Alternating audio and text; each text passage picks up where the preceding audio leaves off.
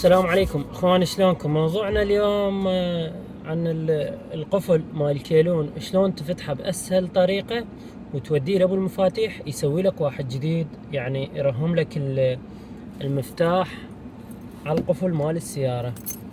هواي قالوا هذا شلون نسوي واحتمال شلون ينفتح وخاف تتأخر السيارة ما اعرف شنو على مود هذا المفتاح.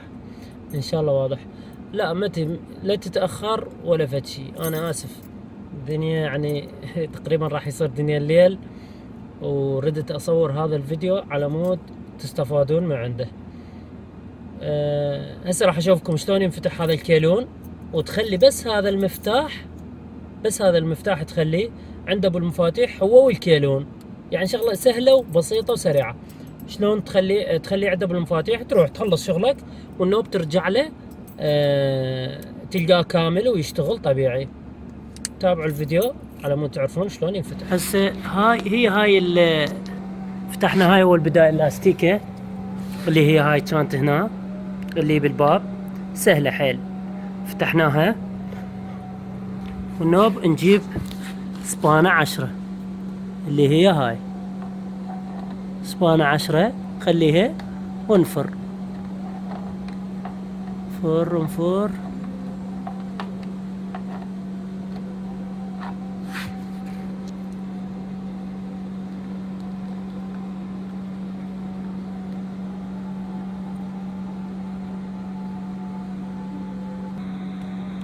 راح نظل نفر هيجي. بدرنفيس تقدر او بسبانة تقدر تفر هيك حد ما يرخى كلش. هسه نجيب الدرنفيس.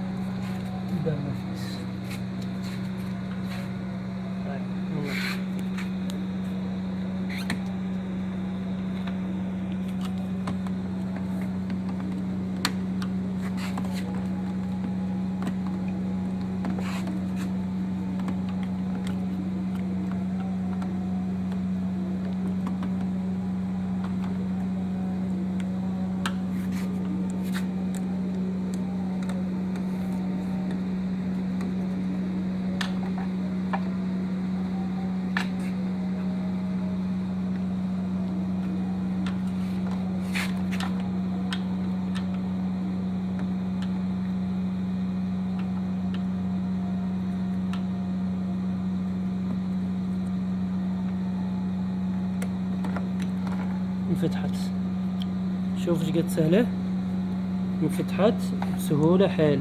هي هاي تفتحها وتخلي هذا وياها.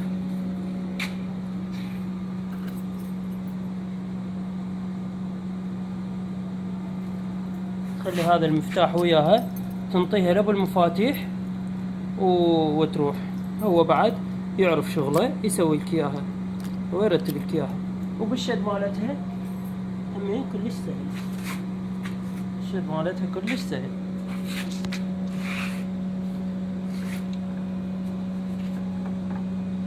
قاعدها هيك. طبعا هاي اول مرة افتحها، فما ماخذ اللي مثل ما يقولون الشمرة مال الفتح مالتها.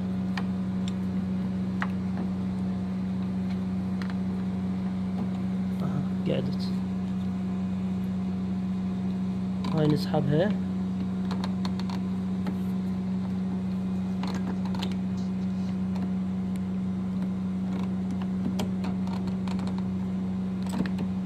قعدت طبيعي.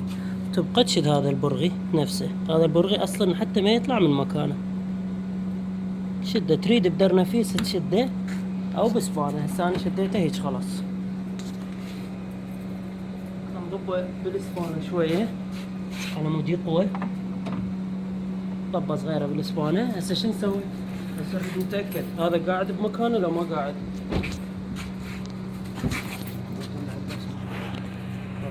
اقفل على السيارة وبنها مديوسة. نتأكد.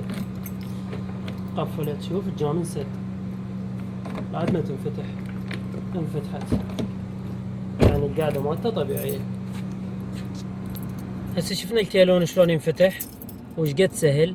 تاخذه تخليه يمه تقول له بس يعني تسوي لي اياه او تكمل لي اياه ترهم لي اياه.